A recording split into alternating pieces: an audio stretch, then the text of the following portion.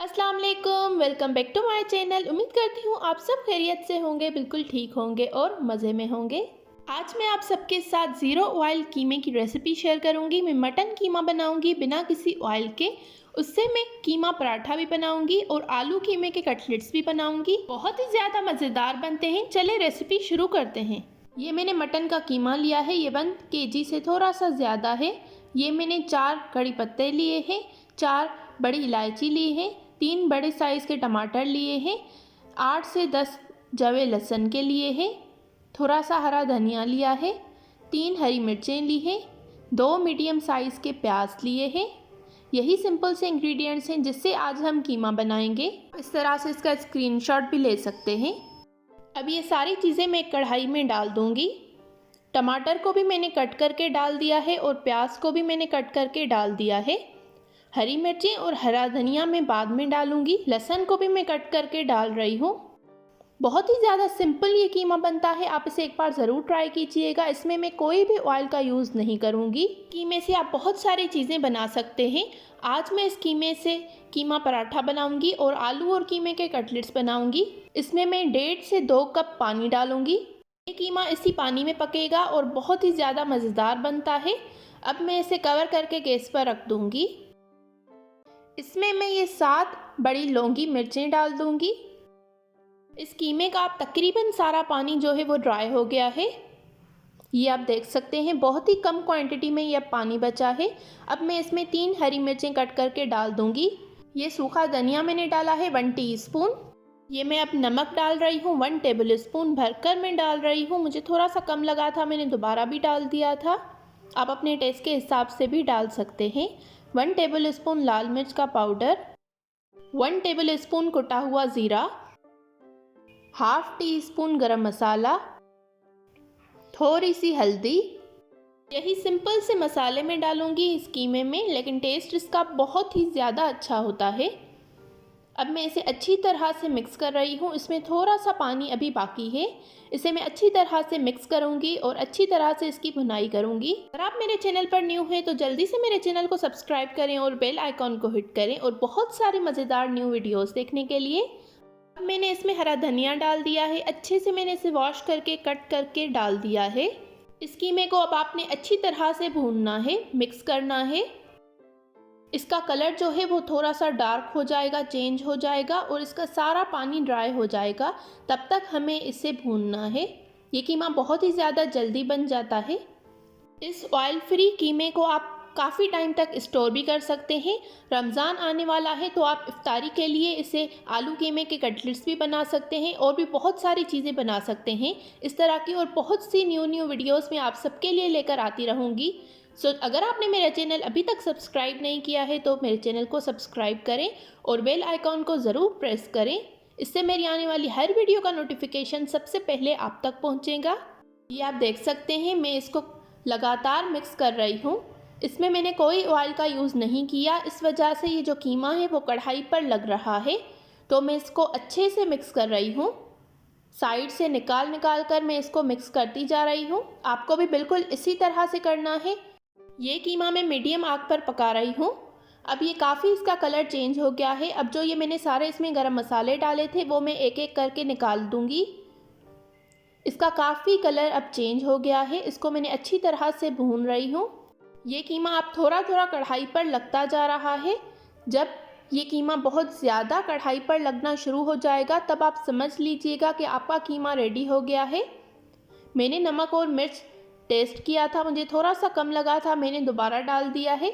आप अपने टेस्ट के हिसाब से डाल सकते हैं। ये कीमा बिल्कुल रेडी हो गया है। ये बहुत ही ज़्यादा अब चिपक रहा है कढ़ाई पर। इसका कलर भी बिल्कुल चेंज हो गया है। इस कीमे को अब आप ठंडा करके फ्रीज़ भी कर सकते हैं। ये काफ़ी टाइम तक ख़राब नहीं होगा। इस कीमे का फाइनल लुक है, आप देख सकते हैं, बहुत ही ज़्यादा मज़ेदार बना है। आप इसे ऐसे भी खा सकते हैं। बहुत ही ज़्यादा टेस्टी है ये कीमा। इसमें मैंने कोई भी ऑयल का यूज़ नहीं किया है। अब मैं इस कीमे से कीमा पराठा बनाऊंगी। पराठा मैं नॉर्मल आटे से बना रही हूँ। जो चक्की का आटा होता है मैं वही यूज़ कर रही हूँ। ये मैंने 2 छोटे छोटे पेड़े बना लिए हैं। ये जो आटा है वो मैंने थोड़ा सा सख्त गूंदा है। इससे बहुत ही ज़्यादा अच्छे पराठे बनेंगे और टूटेंगे भी नहीं। दोनों पेड़ों को मैं अच्छी तरह से बेल लूँगी। अगर आपको मेरी ये वीडियो पसंद आ रही है तो इस वीडियो को ज़रूर लाइक कीजिएगा और कमेंट्स में अपना फीडबैक ज़रूर दीजिएगा कि आपको ये रेसिपी कैसी लगी। अब इसके सेंटर में मैं ये कीमा रख दूँगी। इसको मैं अब अच्छी तरह से प्रेस करूँगी। इसके जो किनारे हैं उसको मैं अच्छी तरह से बंद कर लूँगी। ये जो नीचे का जो आटा है उसे मैं ऊपर तक बाइंड कर रही हूँ। इससे जब आप पराठा बनाएंगे तो वो बिल्कुल भी खुलेगा नहीं और बहुत ही ज़्यादा अच्छा बनेगा। ये आप देख सकते हैं। इसे आप इस तरह से ज़रूर बंद कीजिएगा।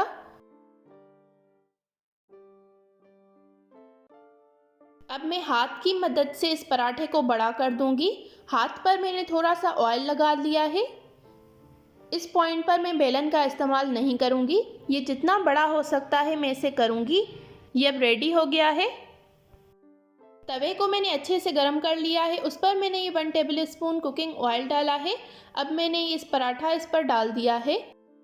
अब इस पराठे के जो किनारे हैं उसको मैं हाथ की मदद से प्रेस करूंगी, जिससे ये बिल्कुल भी इसके किनारे मोटे ना रहें, बिल्कुल पतले हो जाएं। पतला पराठा खाने में बहुत ज़्यादा मज़ा आता है। मोटा पराठा बिल्कुल भी अच्छा नहीं लगता खाने में। अब मैं इस पर थोड़ा सा ऑयल डाल दिया है। अब मैं इसको अच्छी तरह से क्रिस्पी करूंगी। आप ये कीमा बनाकर फ्रीज़ भी कर सकते हैं और जब आपका मन करे कीमा पराठा खाने का तो आप इसका पराठा भी बना सकते हैं। ये काफ़ी टाइम तक ख़राब नहीं होगा। आप इसे ठंडा करके अच्छी तरह से फ्रीज़ कर सकते हैं। ये देखें ये कितना क्रिस्पी बना है, बहुत ही ज़्यादा मज़ेदार बना है ये पराठा। अब ये रेडी हो गया है। अब मैं इसे सर्व करूँगी। इसको मैं दही के साथ सर्व करूँगी। ये बहुत ही ज़्यादा मज़ेदार बना है। ये आप देख सकते हैं इसके किनारे जो हैं वो मैंने अच्छी तरह से बंद किए थे। ये इसका अंदर का लुक आप देख सकते हैं। बहुत ही ज़्यादा मज़ेदार ये पराठा बना था। आप इसे एक बार ज़रूर ट्राई कीजिएगा, आपको भी बहुत ही ज़्यादा पसंद आएगा। अब मैं आलू कीमे के कटलेट्स बनाऊंगी। ये मैंने आलू को अच्छे से बॉईल कर लिया है। इसमें मैंने ये धनिया डाल दिया है कट करके। मैं इसमें 1.5 टेबल स्पून नमक डालूंगी और 1 टेबल स्पून भरकर मैं इसमें ज़ीरा डालूंगी। इसे अच्छी तरह से मैंने मिक्स कर लिया है। हमारा कीमा भी बिल्कुल रेडी है। अब हम इसके कटलेट्स बनाएंगे। आलू को आपने अच्छी तरह से मैश करना है। अगर आपने आलू को अच्छी तरह से मैश नहीं किया तो ये टूट जाएगा। इसको मैंने अच्छी तरह से मैश कर लिया है। अब मैं इसके सेंटर में ये कीमा डालूंगी और अब मैं इसको कबाब की शेप दे दूंगी। ये आप देख सकते हैं। आपको भी बिल्कुल इसी तरह से बनाना है। बहुत ही ज़्यादा सिंपल है और आप भी आसानी के साथ इसे बना सकते हैं।